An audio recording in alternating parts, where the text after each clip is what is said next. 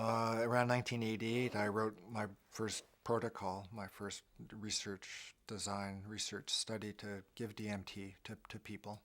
Um, yeah, it was a pretty simple study. It was basically modeled after some of the research I had learned how to perform when I was doing my psychopharmacology fellowship, which was just to give a drug and to measure as many responses as you could, biological ones, hormone responses, cardiovascular responses, blood pressure, temperature, and especially the psychological effects. I really wanted to characterize the psychological effects.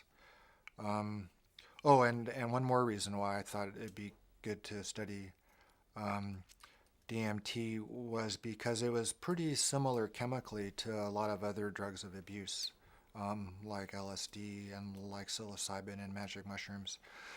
So I thought I could also approach it from the angle of drug abuse. Like if we understood how DMT worked, then we could understand how some of these other drugs work that were, causing some problems in some people out in the field.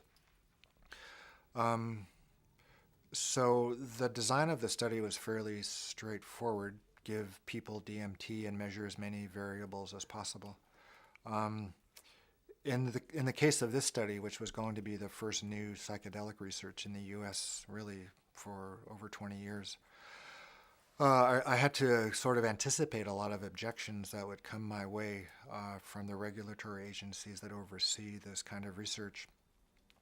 And for that reason, among others, I chose to only study experienced psychedelic users. I thought they would be more able to tell what happened. They could describe the effects more readily than somebody who had no familiarity with these drugs in the first place. I thought they wouldn't be as likely to panic, especially under the influence of a drug whose onset I knew would be rather rapid and startling. Um, and I also thought in terms of liability.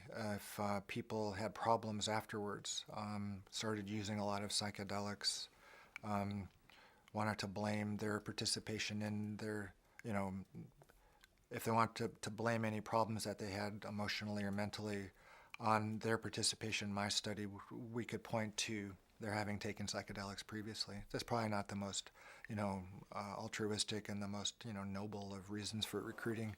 But, we had to anticipate a lot of the objections that would be coming our way. And, there still remains a concern that psychedelics cannot be given safely, and they do cause problems no matter what.